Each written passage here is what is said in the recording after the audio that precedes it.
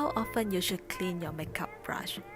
According to dermatologists and makeup artists, we should clean makeup brush at least on a weekly basis.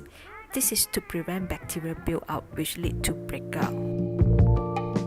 We are going to share a simple and affordable way to clean your makeup brush. What you need are a gentle handmade soap and a silicone cleaning board, or a pot holder from Daiso. First, cut handmade soap into a small pieces, and then wet the bristles.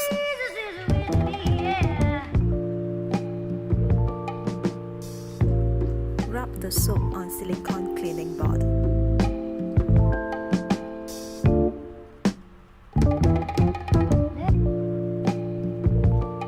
Then give your brush a quick swirl on the cleaning board.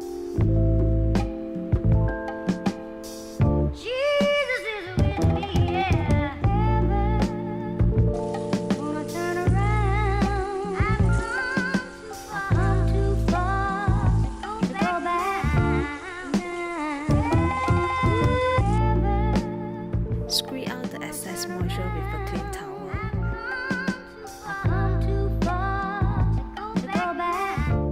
Lastly, let your brush dry.